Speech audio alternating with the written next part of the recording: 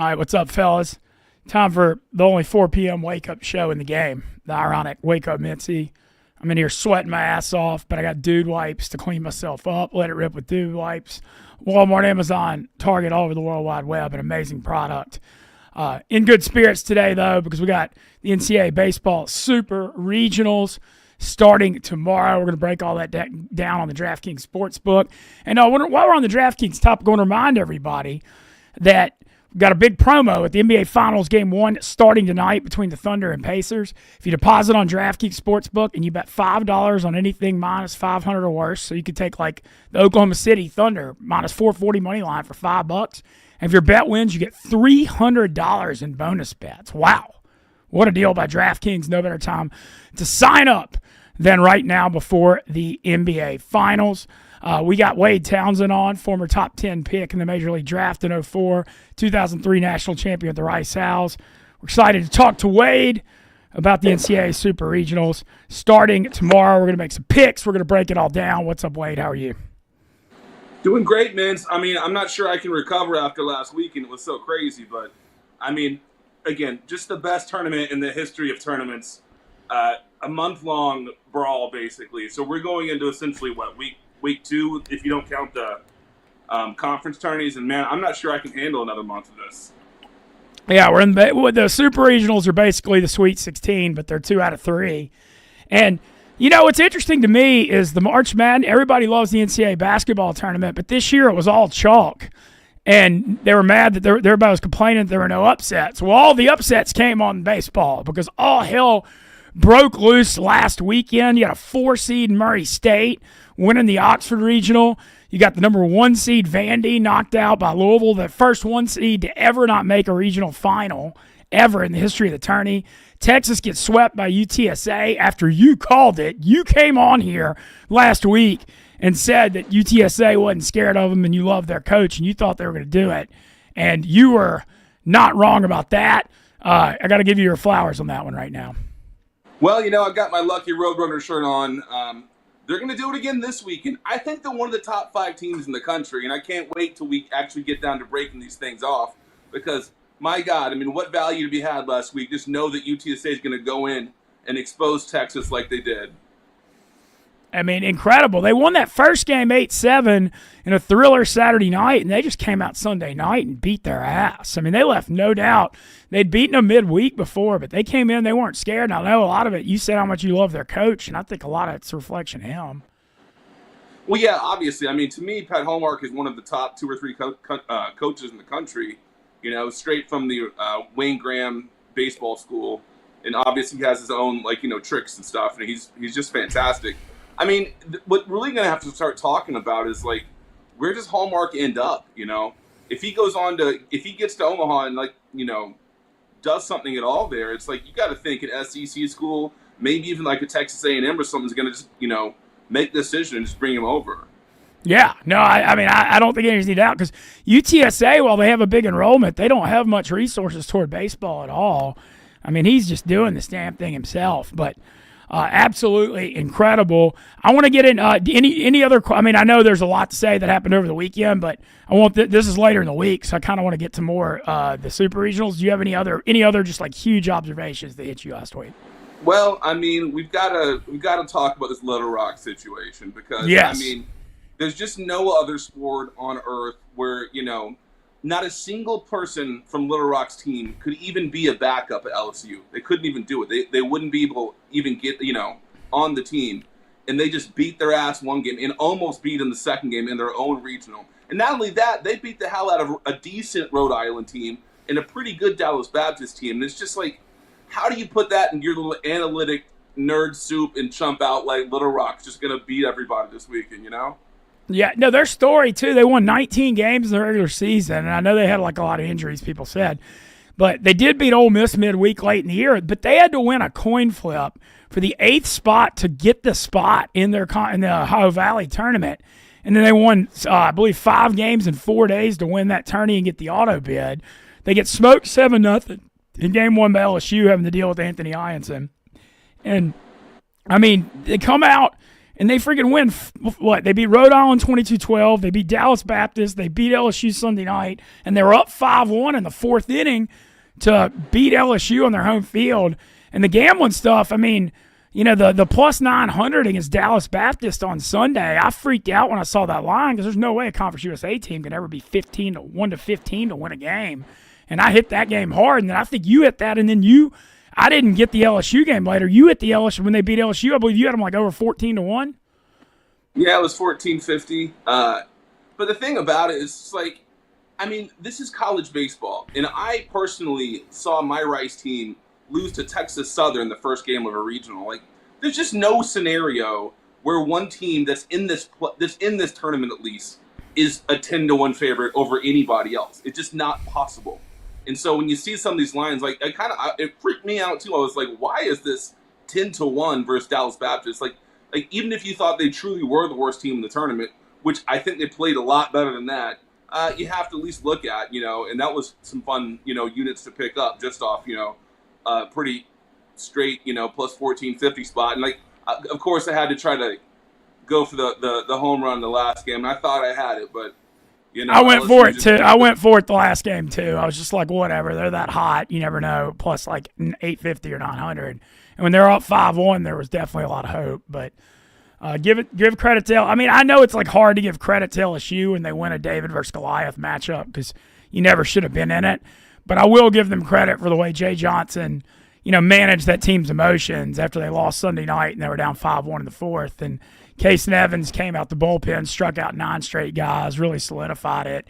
And then, you know, Hernandez, their catcher, hit 2 bombs. And that Ethan Fry for LSU, they moved him up to the 2-hole, but he's like a, you know, if you pictured a baseball player out of a movie, he's like 6'5", 240.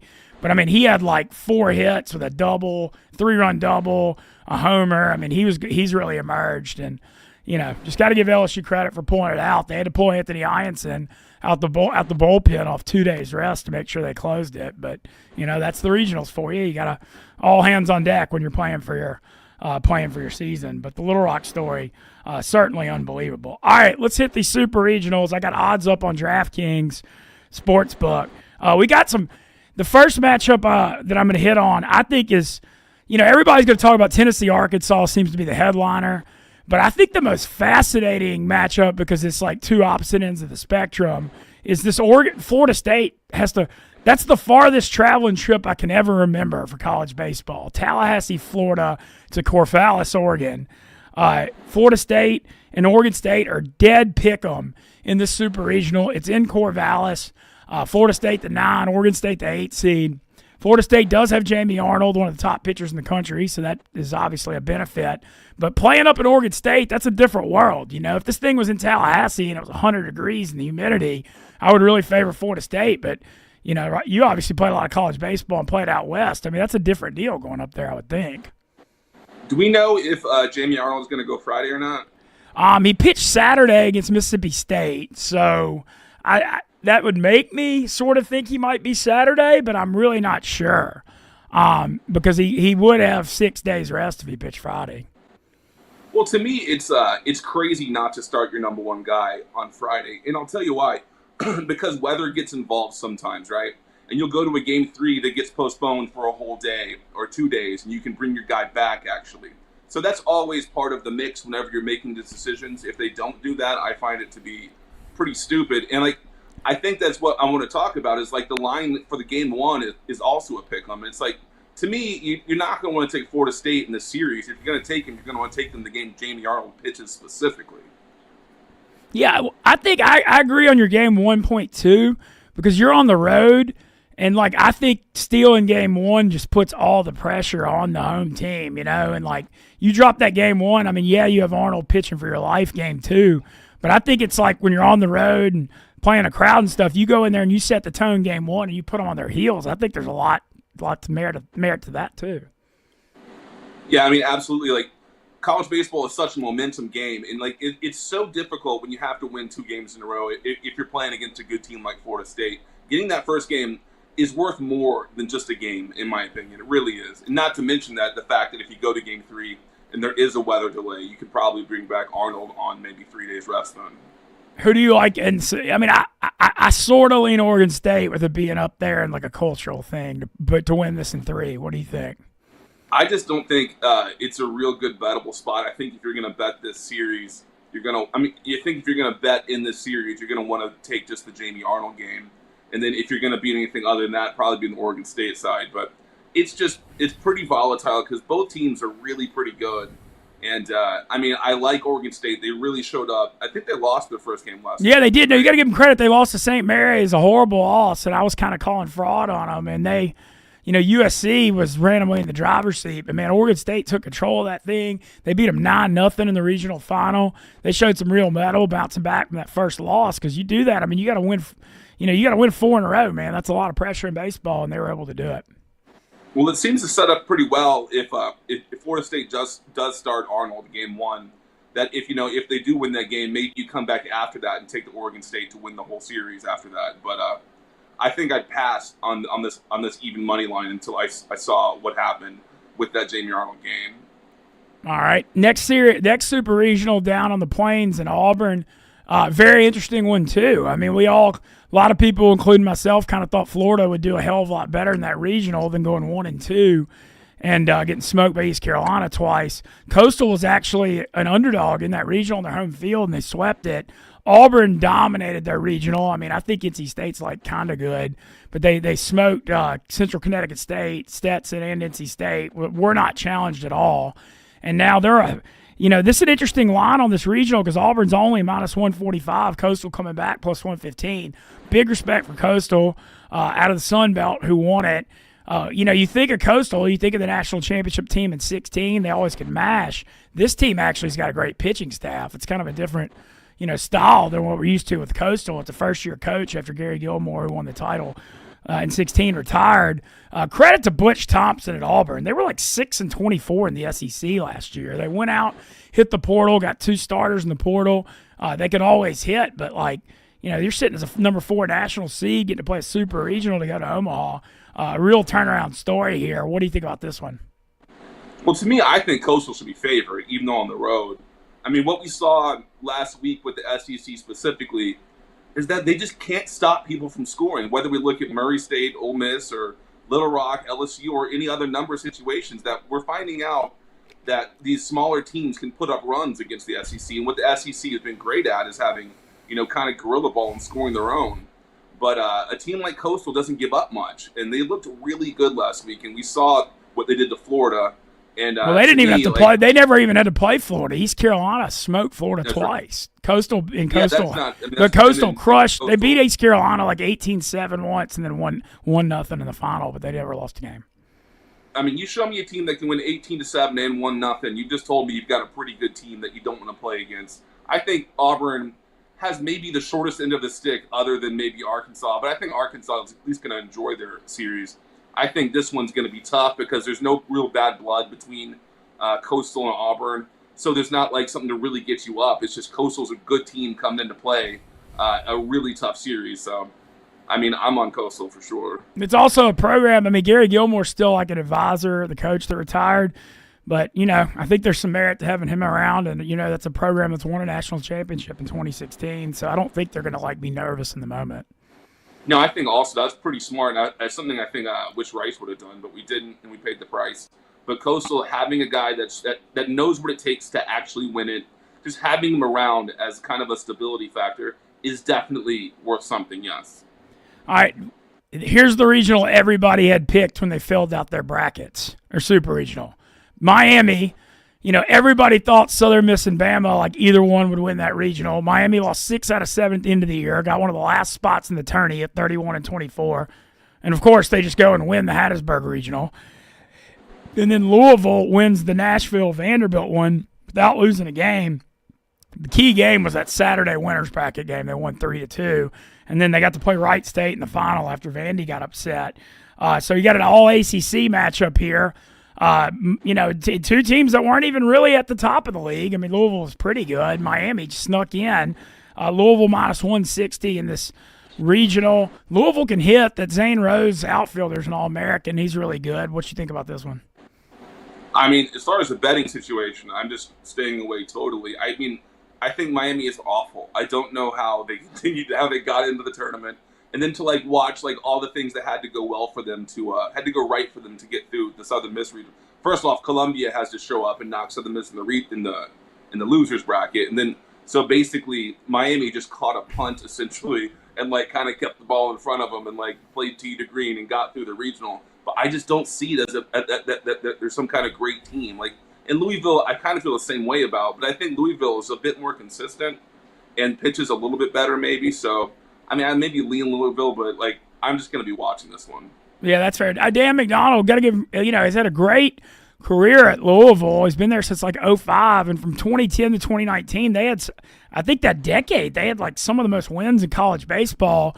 But the NIL era kind of maybe hadn't been kind to him the first couple of years, and so they kind of fell off a little bit the last couple of years. But, man, they have bounced back in a huge way this year. Well, I mean, I guess more in the regional, but I hope they make Omaha. Durham, okay, another regional everyone had picked here. Duke. I'm not totally shocked Duke won the Athens one, though. I thought, we talked a lot this year. I thought Georgia was fraudulent all year long just because they didn't have an ace pitcher, and their team, had a great lineup against bad pitching, but they were getting stopped by the Friday night guys, so I thought they were really vulnerable. Duke goes in there and sweeps that regional.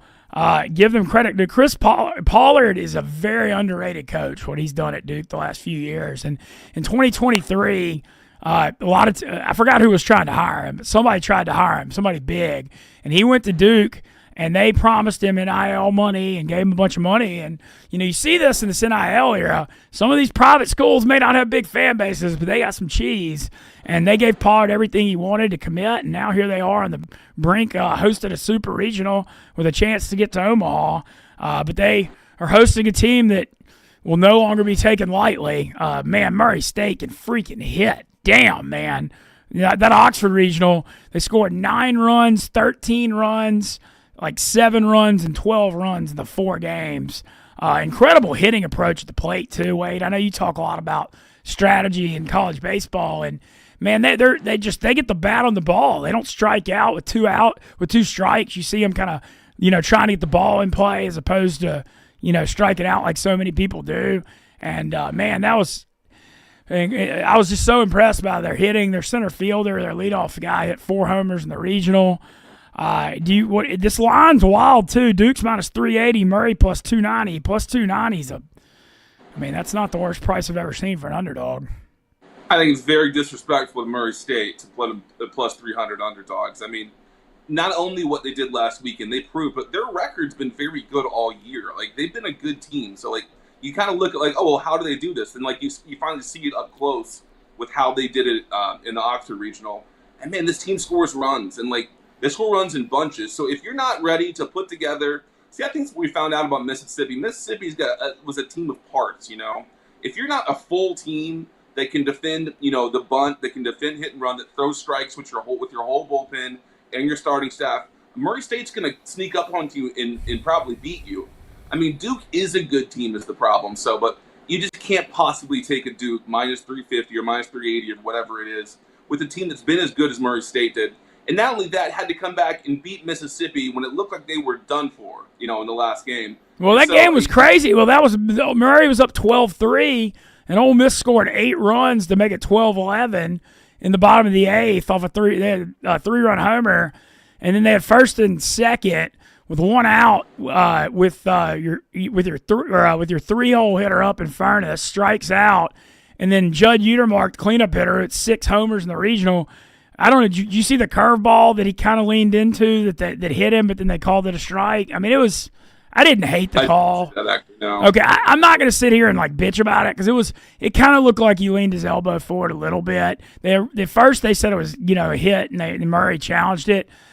It was one of those that was bang bang. I mean, I don't know. I mean, I thought it was maybe not enough to overturn it because the dude threw a curveball that got away from him. That kind of went at him, but he kind of moved his elbow forward a touch. And so it kind of shook up his left elbow, and then they called it a strike, and then he struck out, and Ole Miss. And they called it a strike. Was it actually in the strike zone, or was it? No. If you the rule is if you throw yourself in front of a ball on purpose and get hit, it's a strike. because Well, I think that is. I didn't know that rule, and I think it's absurd, to be honest. That's ridiculous. The thing is, the curveball got away from him though. Like he threw a curveball that just like he olayed that didn't break, that like went right at Judd, and he had his like left elbow out in front and just kind of like moved it a touch and it hit him. It was. I mean, I would feel pretty rotten and hard done by that. But what I did notice Ole Miss doing was going in innings 0 through 6, just going one up, swinging 2-0, swinging 3-1. Popping balls up, not having an approach, and they didn't put up runs early when they should have because they had such a bad approach, and they just could 12-3 is just too much to come back from. So yeah, I do think you're hard done by a curveball hitting some guy in the arm and then it being called a strike. Like I understand, like I mean we had bases loaded, but there was two out. There was two outs though. Yeah. I mean, I don't know. What are you going to do, man? I mean, I'm not going to sit here and blame that for the Ole Miss loss. You make 11 errors in one regional. I mean, pretty self-explanatory what happens when you don't field, is my thoughts. But anyway, back to Murray. Murray State's got an America's team vibe going, though. I kind of want to I think I'm going to take them plus 290. And also shout out to Missouri Valley. Oral Roberts was a 4 and got to Omaha a couple of years ago. Dallas Baptist almost made Omaha out of there before they moved to CUSA there last year. They lost a super to Virginia. And then there was one other team the last few years out of there. I can't remember what team it was. But it was Evansville. Yeah, Evansville won that regional last year that had Wake Forest and East Carolina. They were like 4 seed, and then they took Tennessee to 3 games. So the Missouri Valley making it happen in the NCAA tournament. 3 of the last 4 years making super is pretty incredible. That just tells you that there's depth. There's depth in this game all over the country. I mean, and so yeah, you see a team like this. It only surprises us. It doesn't surprise them because they've been playing at a high level, the whole year, just haven't been getting the national exposure. I think I'm going to take the Murray plus 290 then. I mean, it's like one of those that even if you lose, you're just like, look, you're getting such a good price and they can hit, so anything can happen. I mean, it's not like Duke's not a top 5 seed, I mean, Duke's a good team, but like when you're giving away 3.5 runs in these games that are just nip tuck, I think you're crazy, really. Well, I wouldn't bet any unders in Murray State games. I can tell you that. LSU, West Virginia. The 31-4 start, and then they kind of faded late, and then they go in and win the Clemson regional, the regional final. Dude, that I didn't get to watch it. I was just following it. But 13-12, just crazy game against Kentucky to close out that regional. We talked about the LSU Little Rock stuff. LSU's the favorite right now to win the tournament. They're minus 400 in the Super. I mean, I can't take anybody minus 400 in college baseball. I do think they win it. I think LSU, just with Cade Anderson and Ianson, it's the best 1-2 combo in the nation, and I don't think it's even close. And, I think what you saw at LSU in a regional, this is a team that's like more designed to win a Super than a regional because you're going to have studs starting 2 of the 3 games. And, what's been interesting on the LSU thing is it's kind of felt like their lineup's underachieved some this year because they've had times where the bats have gone cold. But, man, it ain't for a lack of dudes. I mean, they got Bear Jones was real cold till the last game. But, I talked about Ethan Fry emerging. Derek Curiel is a freshman All-American who's hitting like 340. He gets on base all the time. Dickinson, the second baseman, excellent. Then Milam at the bottom of the order can hit. You saw Hernandez, the catcher, at 2 bombs. I don't think it's like a lack of talent necessarily. So I don't know. I still think LSU's winning the whole damn thing, to be honest, because I think it's this 1-2 combo is going to carry them. But what do you think about the Super? I would be very keen to not bet on LSU in the Super. I mean, we saw that LSU's pitching depth isn't that great, and a team like West Virginia, what they do is they battle your ass off, right? And so they may get the LSU number 1, number 2 out of there in 5 or 6 innings if they can actually battle, foul stuff off, stay in the game. I don't see any reason that they can't win. They can't just win this whole Super Regional. I think LSU is really sleeping on them. And if LSU was like patting itself on the back for like barely getting through Little Rock, it should have been a wake-up call for everybody. And so I just don't see how you're going to make LSU a giant favorite. I mean, it just seems to be off of name only at that point, of parts only. Like they in the biggest moment of their of the year last week, they lost to Little Rock. There's not that much there that you can be like, oh, well, this team is so good, we have to take them minus 300. I think it's insane because I think West Virginia is a really scrappy team, and they throw the ball, they play defense, and I think they've got a legitimate chance of not only getting to Omaha but doing some damage there. You could parlay the super regional odds if you take West Virginia, Murray State to win their supers. Parlays off plus 1460. Pretty wild. Whew. I mean, Not you bad. don't hate that. You just out a little bit if it doesn't win. If it wins, you win big. No, yeah, that's the kind of fun bets I like to do. All right, UTSA, who you mentioned, you think they're going to be able to get it done. UCLA dominated that regional. I thought Cal Irvine had a little more of a shot, but UCLA really took care of business. This is kind of, I don't think, UTSA obviously ain't scared of them. Kind of a long trip out to Cali to play some West Coast ball, but I don't know. How do you think they match up? I mean, you feel like they match up well, it sounds like. Well, I mean, if Murray State is America's team, then UTSA is Texas's team right now. Like, everybody's rooting for them.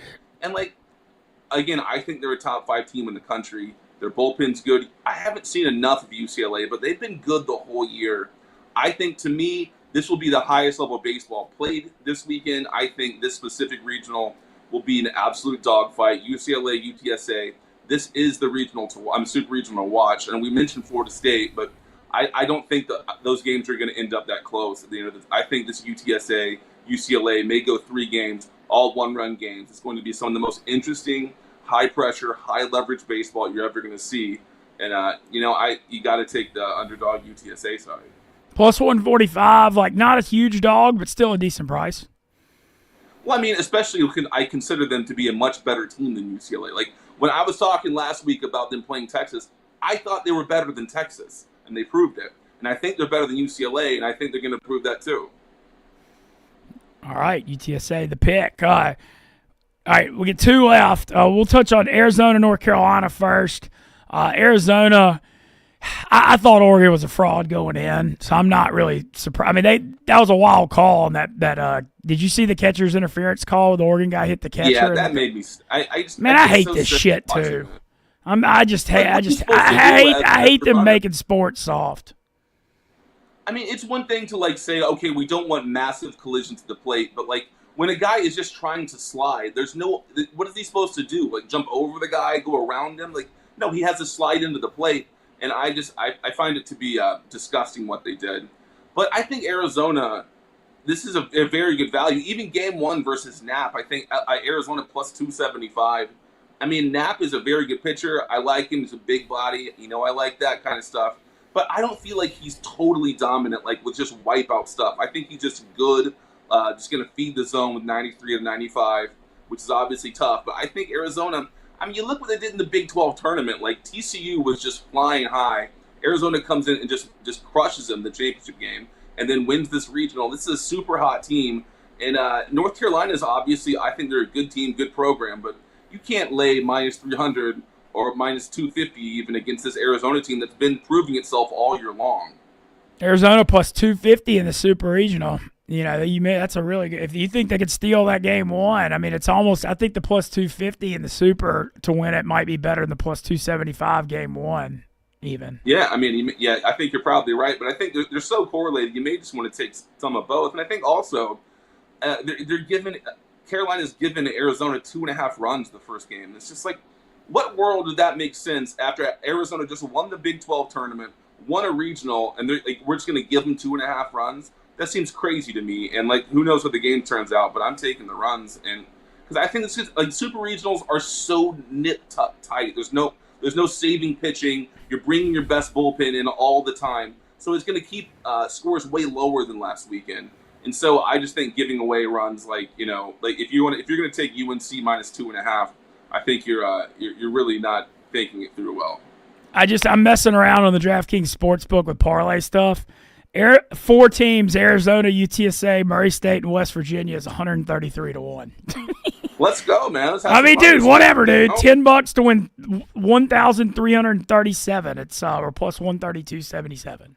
I mean, if I get in the car, they're gonna get 10 of my. They're gonna get 10 of my dollars on that. They're gonna get my money on that one. I can tell you that. All right. Finally, I saved the last one. The Arkansas-Tennessee for last. Arkansas minus 145. Tennessee plus 115. Liam Doyle will not go game 1 because he had to pitch Monday. He pitched Friday and Monday in the Super, so he's gonna be saved for game 2. Arkansas a slight favorite here. Man, this is. Awesome matchup. My instincts are saying Tennessee here with Doyle and just Arkansas's kind of bad history of choking. But Arkansas can really hit. It's two great teams. Vitello was the recruiting coordinator for Van Horn at Arkansas before he took the Tennessee job. Very familiar with each other. I mean, this two fan bases that deserve each other. The two fan bases. Tennessee's the worst, but going at it on Twitter. But Arkansas's close.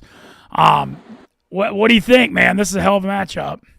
I mean, this one is for the fans, honestly. When I mean the fans, I don't mean the Arkansas and Tennessee. This is for everybody else get to watch all the bad blood come out, watch how much these two teams and how much these two fan bases hate each other. And also, it's probably two of the top 5 teams in the country, probably, in my opinion.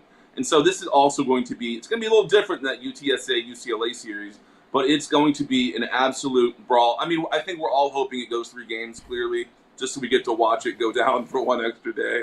And so I personally am probably going to be, whatever the underdog is, I'll probably be on that because I think the teams are so evenly matched and so good. Like, I had Tennessee early in the year. I thought they were just fantastic, and I just thought they fell off so bad. And even they lost. They lost Series 6 of the last 7 weekends. They never got swept, but they lost 2 out of 3.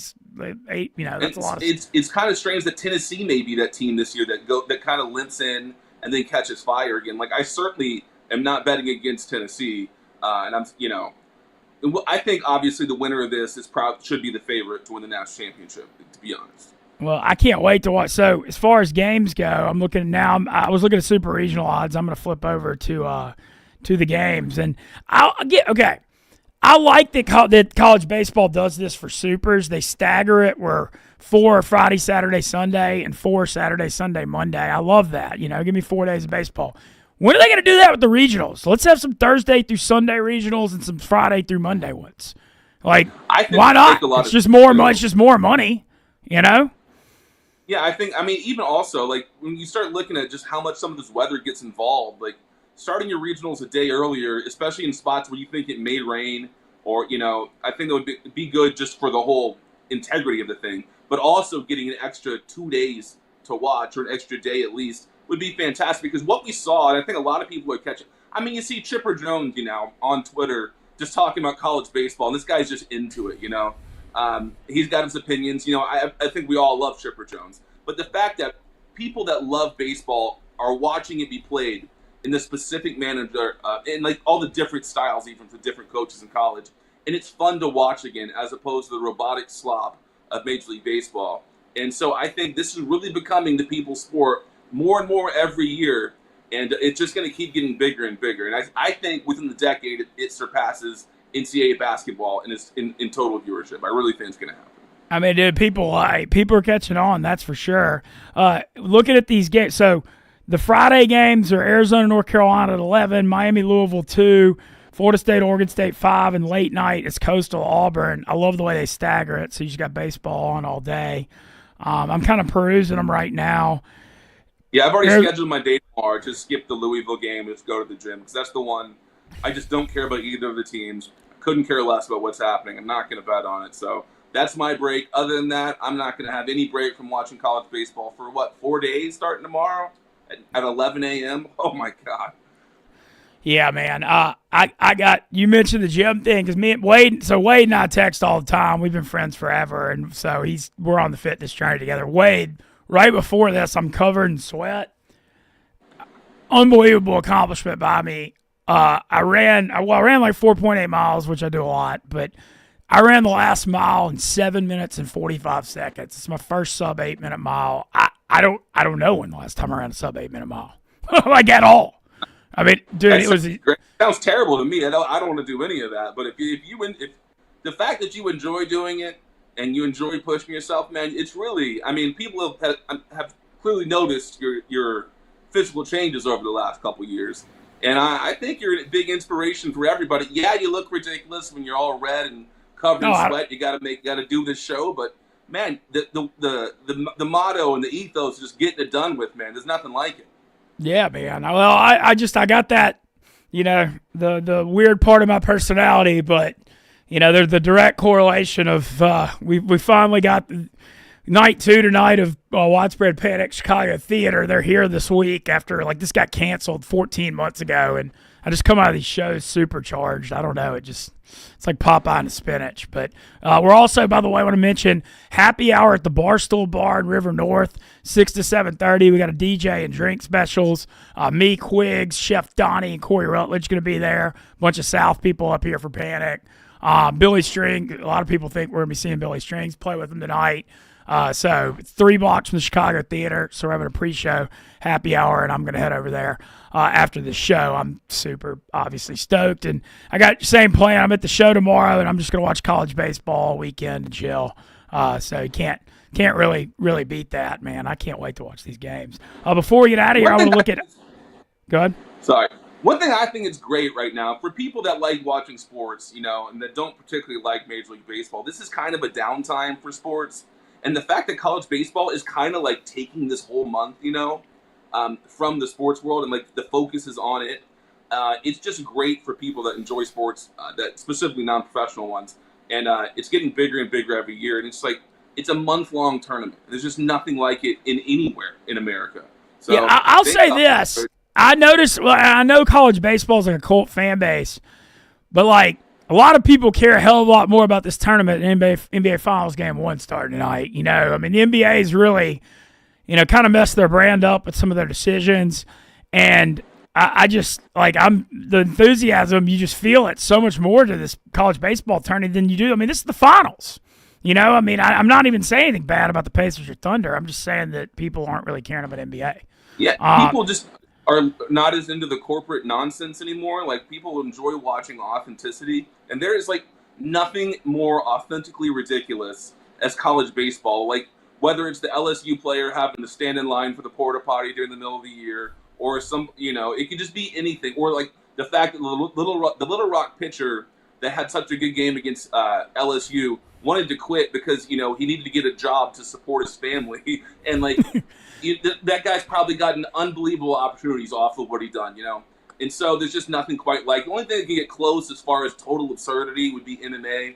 And so that's the authenticity of both is just off the charts. And I still don't think that the NCAA and some of these schools will realize what they even have here. This is going to be such a big system, and people are going to start watching it. And if we get what I want, Mintz, and I want you to get on board with this idea, at least think about it, all right?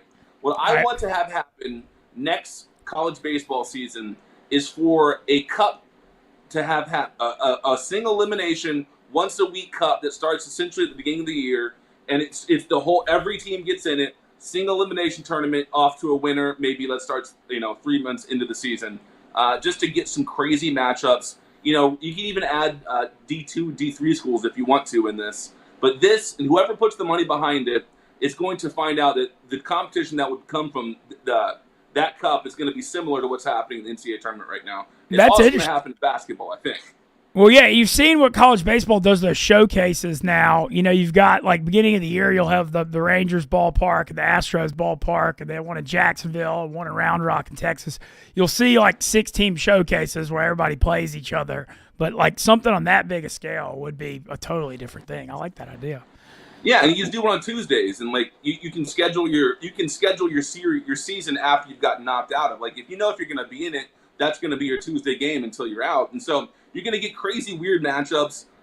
Maybe even local teams that don't play against. Yeah, no, you could probably build, if you did that, you'd have to build it regionally for travel and stuff, especially because ports. Yeah, but you could start regionally. You could almost do state tournaments in a way, I don't know. Yeah, well, you got to break it down just to make the travel easier. But once you get, maybe the final 32 or so, then the NCAA should kick in the money to travel and get it all done with professionally. And I think they will.